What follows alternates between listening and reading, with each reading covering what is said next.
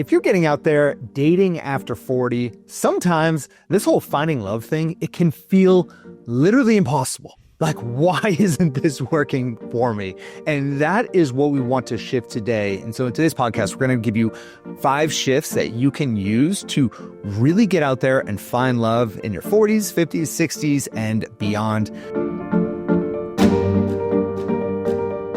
Gary, this is going to be a good one, man.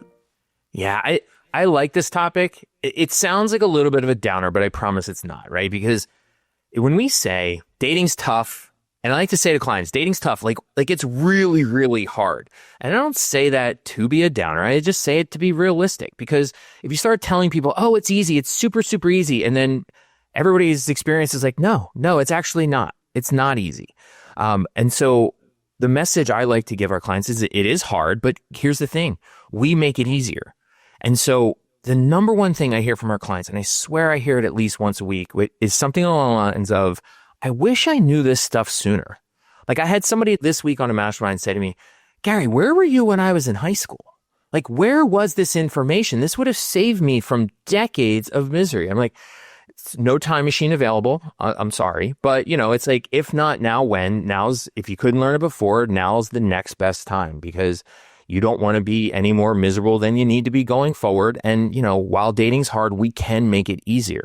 And so that's a little bit of what we're going to do today. You were also just a little baby, right? They were in high school. Most of our clients, you're just like, wah, just crying little baby. So you weren't even around, man. You weren't even around. And it is really interesting. Like, we ran analysis recently of our clients and their age group, and we found that the vast majority of our clients are in their 40s, 50s, 60s, and 70s. And I mean, this really has become kind of our core group that we work with, because I think it's because so many of them, people and women in that age group, just have this mindset that dating has to be difficult the entire process. And yes, dating can be challenging. There's no doubt. And everything in life that's worthwhile tends to be a little bit difficult. But there are ways to make it just more exciting and more fun. Like, it's so rare in this age group for people to say, dating's fun. When women are in their 20s, or people, when they're in their 20s and 30s, they're like, oh yeah, dating's a great time. It's a good time getting out there. But then it's like you hit 40 and you're like, oh, what is this hellscape of swiping and emotionally unavailable ghosters and these blood-sucking vampires who just suck my emotional energy dry? Ugh. It's just this shift. And so that's what I think we want to change in this conversation. Yeah, and I think what happens too is, like, later in life, you get successful in life by gritting your way through things. And I think there's just some of that, like, oh, yeah, this is going to be hard. I just have to suffer my way through it, which, I mean, I guess, that's one approach. I mean, certainly that is one approach, but it doesn't have to be that hard, because for most things in life, you don't just suffer through them. You get help, you get assistance, you get prepared, right? And I think that's the key thing, is you get prepared, because, I know one of the things I hear our clients say is, I feel lost, like nothing works. Like this online dating thing. Like one client recently said, I've been on online dating for a couple years and I know this doesn't work. Like I know online dating just is not going to work. And then so, like I always do, I just get curious, start asking a couple questions like, oh, well, what are you doing about your profile? And like, what are you doing about pictures? And like, what kind of sites and blah, blah, blah, blah. And literally, Adam, like she rattled off almost the top 10 of what not to do. And, I said to her, I'll just call her Carol. I said, Carol, here's the thing. I got good news for you. I got good news and bad news. Bad news, you've been doing everything wrong. But the good news is every single one of those things is fixable, and we can help you fix it. And once you do, all of a sudden, it's all going to shift. And she was like, what? No, really? Like, yeah, no, absolutely. Like that is literally what we do every day. Every day we do this. And I think that's the shift, is that she was just like, no, this is how it is. And it's like, if you don't know any better, you're not going to be able to do any better. And, we're all about knowing better. Yeah. And look, I get it. It can feel intimidating. Like Carol, she was overwhelmed with the process. She was intimidated by this whole process. She probably is hearing all these rules from her friends, or like, don't do this or go do that. And there are too many apps, too many scammers. It's like just too much to process. And I get it. It ultimately just puts you in this hole where you're like, I can't get out of this. You feel hesitant. You didn't want to dive in. It makes you feel hopeless. And so I think today with these shifts, hopefully it gives you a massive ray of hope that all of this is possible. When I go to the gym, my gym's got this thing, this poster up, and it says "you against you."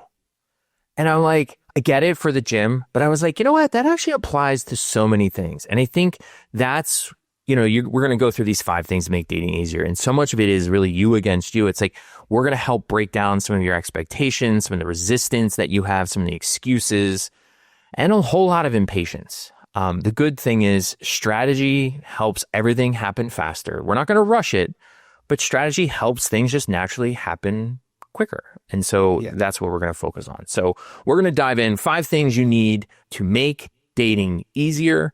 The number one thing, I think, and we're starting here very intentionally, is number 1, authentic support system. No, you know what? When things are scary, what makes it even scarier? Going alone, right? You want to go into a dark room? No. With someone else? Okay. All of a sudden, a lot easier, right? It's just even the most basic of things. And so everyone listening, you have friends. But friends, while supportive, aren't always giving us the best quality of support, right? And so they give us a lot of reflexive, superficial support. Like, you go, girl, you rock. It's all his fault. Men suck. Like, it's like, he's a jerk. It's not you. You're golden. You're a queen. You're perfect. And it's like, of course you are. But at the same time, no one's that perfect. And you are the common denominator in your relationships. And so sometimes an outsider who sees things a little bit more objectively is helpful.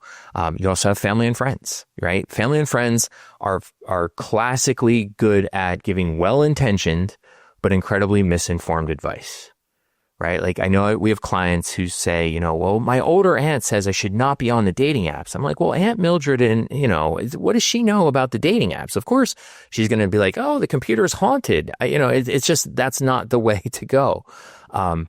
And so, I also think there's one other category where people, again, probably well-intentioned, but there's almost like this passive-aggressive, mean-spirited commentary or advice, where someone says, oh my gosh, you're just so beautiful. I don't know why you can't find somebody.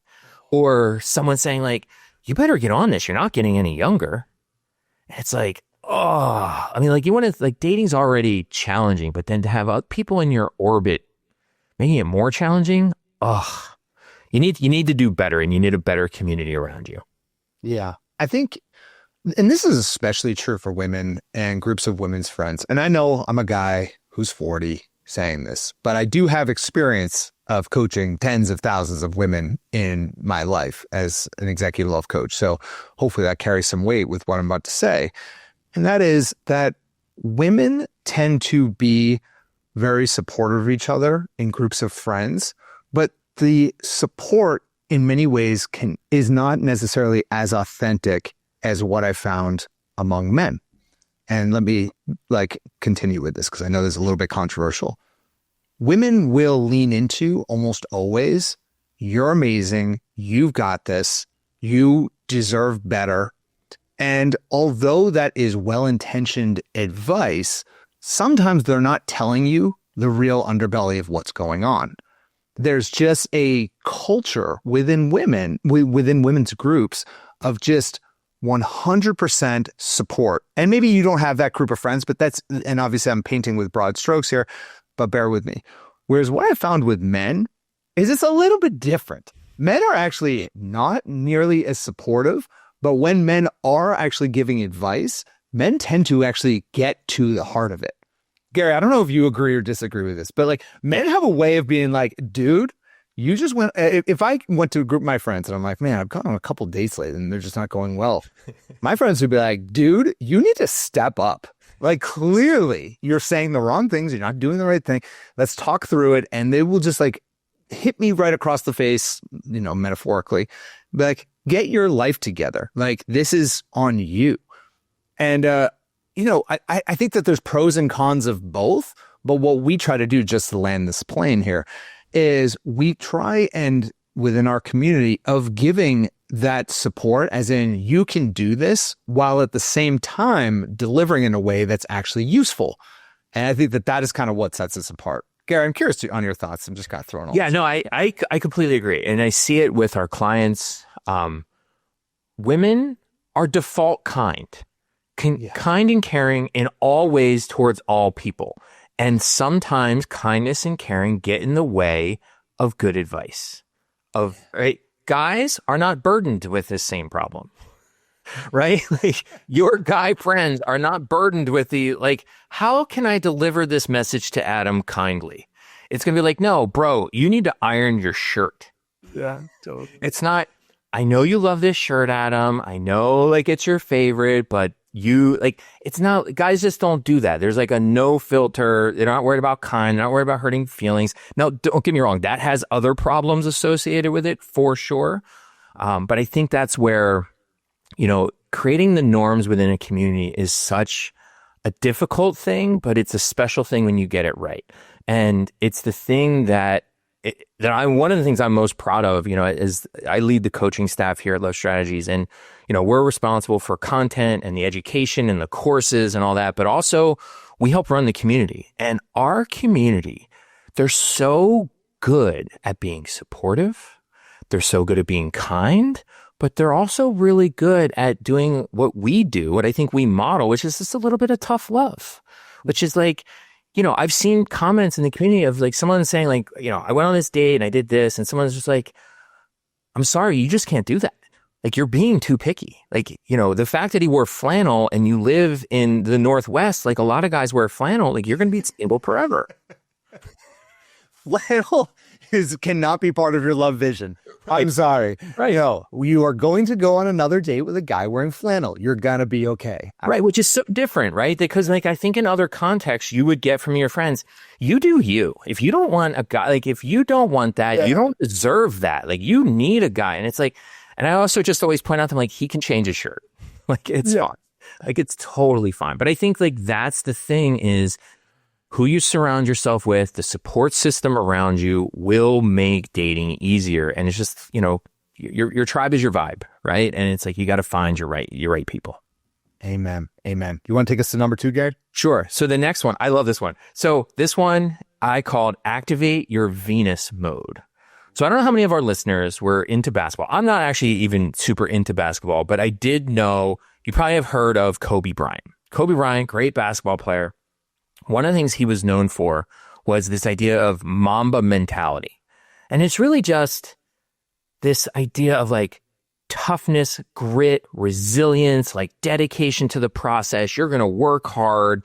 It's about focus and evolution. And he was known for this just obsessive drive for greatness. And it's I love that idea in so many ways. But I think, when it comes to dating, you can't be you can't white knuckle love, right? It's really hard to just force love. You can't do that. So I think there's not waking up at 4 a.m. like Kobe and doing the apps. He was, I think, hitting 100 shots every morning just to warm up before practice. That's not happening in dating. Got it. Yeah, it's just not going to be effective. It's actually probably counterproductive, right? And so I was thinking about this and I was how could this apply to dating? And I think there's a way, what I called Venus mode. And so Venus mode is you really just start from a place of self-respect, self-love, and that's the foundation. You're just you, unapologetically, fully, you're amazing, authentic, accepting of yourself. You stop trying to make yourself small. You stop trying to diminish who you are, to fit in, to get anybody to like you. I call it I don't shrink, I shine mentality. I'm not going to shrink myself to get a guy to like me. I'm just going to shine, and that's going to attract and be magnetic to the right kind of guy. Part of that comes this Venus mode self-love thing with just a comfort being single. You're not for everyone. Great. Everyone's not for you. And I think just accepting that is a really great place to start. I think Venus mode is also emotional mastery. It's being in control of your emotions, understanding, the wounds of your past, not taking that out on future partners. You're reflective, you're insightful. I think you're playful, you're powerful in combination. I think that together, you're bringing joy, fun to the experience, and you're growth oriented, right? You're approaching life with this sense of grace and grit and looking for ways to grow when things don't go well, because nothing in life is perfectly simple. Things are not going to go well. Instead of getting down and be this is what I knew it was going to be. That's not Venus mode. It's more, what's the lesson here? How can I grow from this? How can I learn from this? Like, this is a challenge. I'm going to rise to the challenge and to keep doing better in the future. Yeah. Yeah. I mean, that word grit is such an interesting one when it comes to dating, but it is something that I think, especially as you're dating a little bit later in life, when going out to an event is not exactly as exciting as it might have been when you were in your 20s. Like going out and just meeting new people.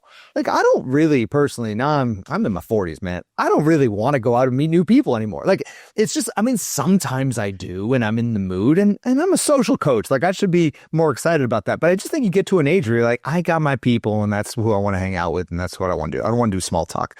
But when we're later in life, like sometimes you do have to kind of grit it out and go make it happen and go do the thing that actually gets you the results. And there is no substitute for going out and meeting new people when you're single.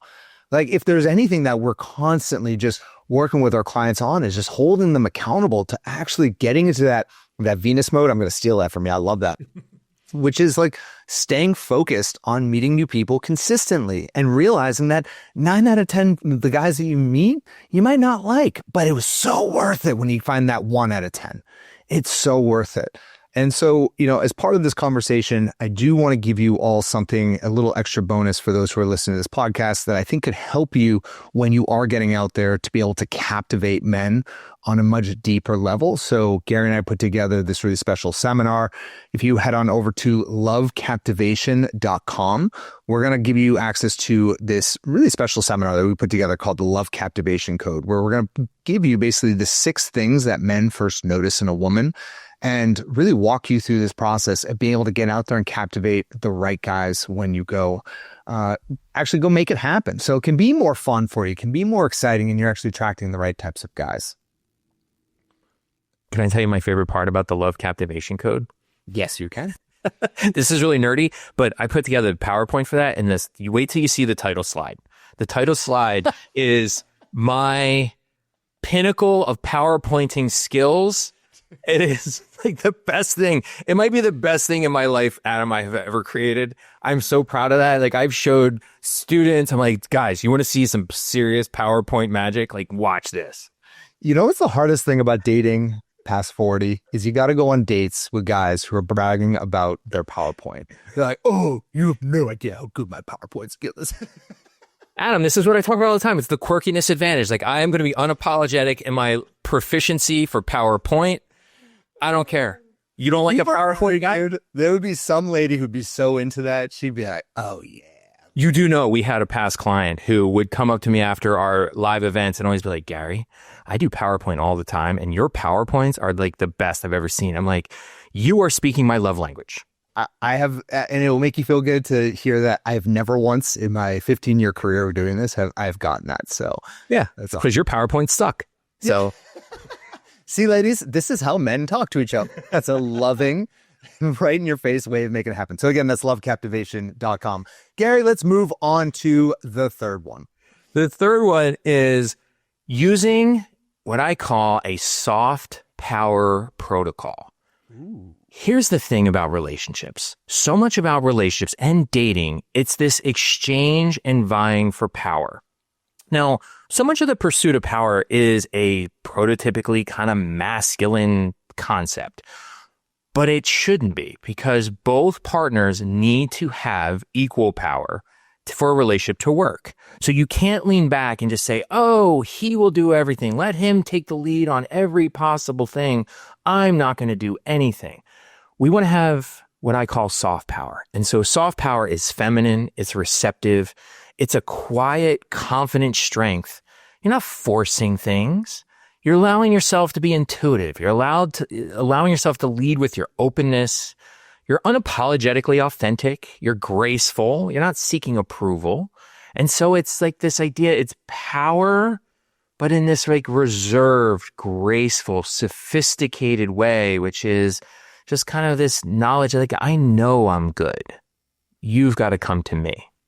Right, right. And insecure power is very loud by nature.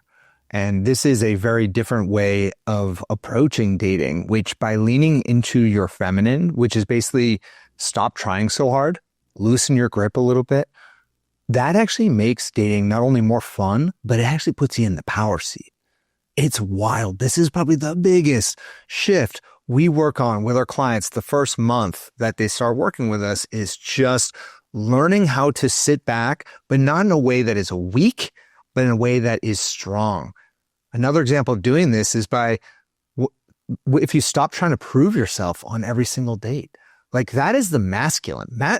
For all you ladies listening right now, you've probably been on a date where a guy keeps talking, yapping. He's just trying to prove himself, telling you why he's so great. No, that's fine. The guy can do that. He can try to get you to like him.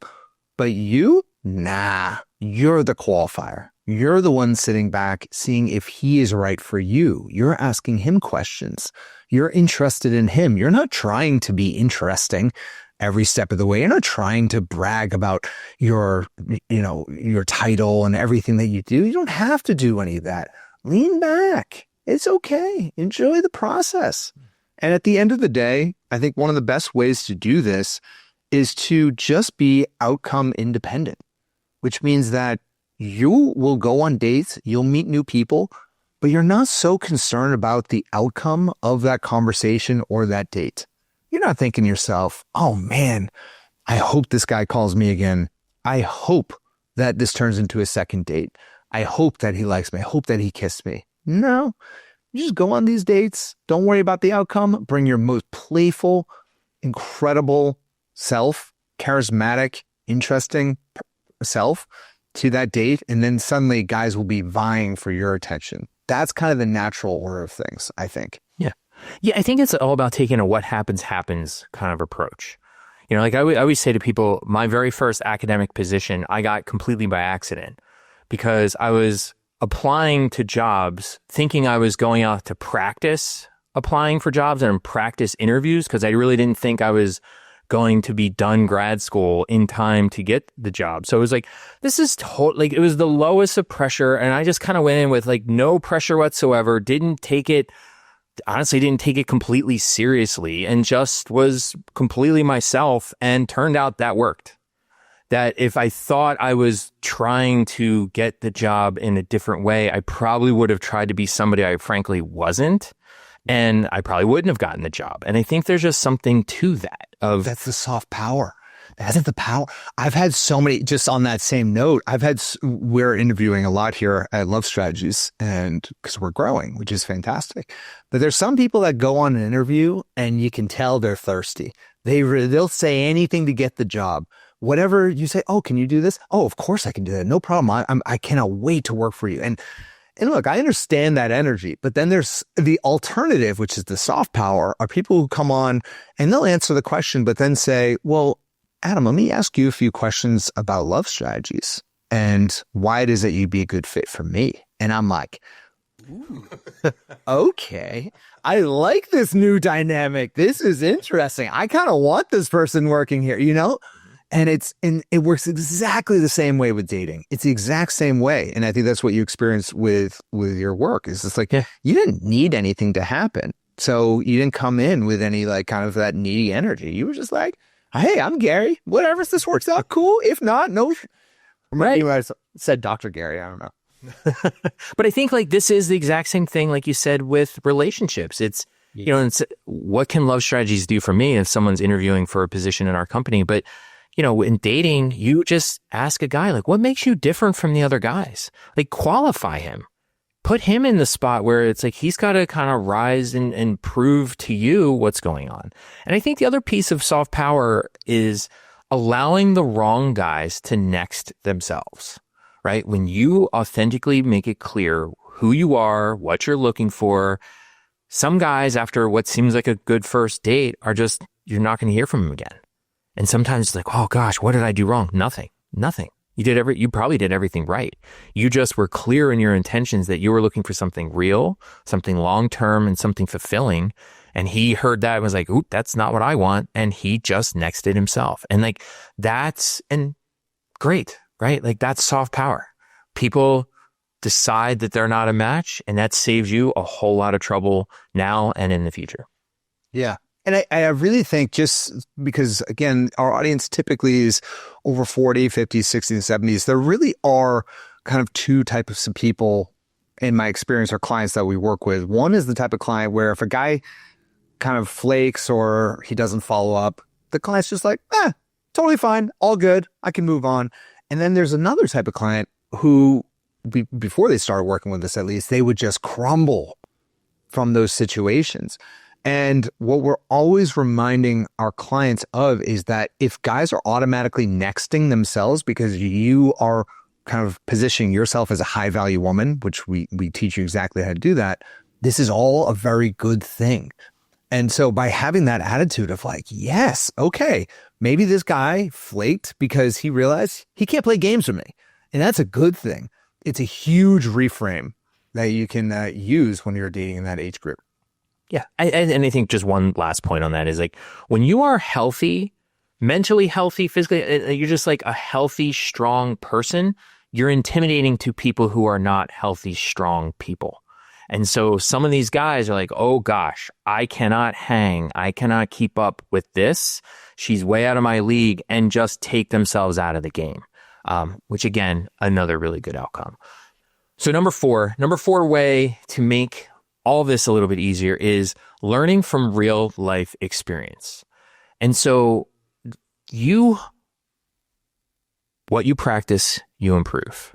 If you keep doing things, whatever that thing is that you're doing, you're going to get better at that thing. And so clients will tell you, one of the things I say to people all the time is get out there. When in doubt, go out. And here's the great part. Like, you want to go out and you want to learn from your own experience. Great. And you want to have those experiences and not date in your mind all the time. And dating in your mind is like, oh, I know if I meet this person, he's going to be X, Y, and Z, and that's going to lead to A, B, and C outcome. And I can already see our future, and I know how this is going to turn out. To which I always say, no, you don't. You really don't. And if someone did that to you, you would think it was patently unfair. So instead of dating in your mind, just go out, meet people. I think the other great thing, and we talked about this about our community, but you get to learn from real experience, not only just from your own experience, but from something we call in psychology, vicarious experience. So you learn by watching others. And so in our masterminds, you come on and you might not even have a question, but you just kind of sit and you listen to everyone else's experiences and questions, and you learn so much about what to do, what to look out for, all the, tactics, strategies, all these kinds of things. And it doesn't have to be from your own direct experience. But the great thing is, like, this isn't, and this is coming from somebody who's, I love research and academia and all that stuff. It's not just book knowledge. It's like people out in the world practicing this stuff, real life. How did the guy react to this? And how do I react when he reacts to this? When he texts this, what do I say? And you can learn so much from watching and learning from other people and their experiences. Yeah. There's no doubt. I mean, when I first started Love Accelerator and kind of our group style program, I used to do a lot of one-on-one coaching, a decade back. And then I moved to more of a group model just because there was so much demand for what we did. I didn't know how it was going to work because I'm like, oh man, is everyone going to just come in and there's just going to be like hundreds of questions with so many clients? And what we found is that clients can ask questions at any time they want, and they are always answered. But most clients kind of just sit in just to learn and to listen. And so much of that kind of rubs off on them, where they're like, oh, I didn't even think of that scenario. Therefore, I'm not going to repeat that pattern. And that's why it's so much more effective, in my opinion, than just one-on-one coaching. And I really deeply believe that, just by being able to connect and listen to everyone else. And there's a second effect that I think we don't talk about enough within our community itself. And I think I'd like to lean into this more, which is this idea of the protege effect, which is by teaching other people, it helps both them and you. So when our clients are going on a mastermind or they're in a community and they're telling someone that maybe this guy's not right for them, they should reconsider it for X, Y, and Z reason. Suddenly now, by giving that advice, it requires you to live up to those values.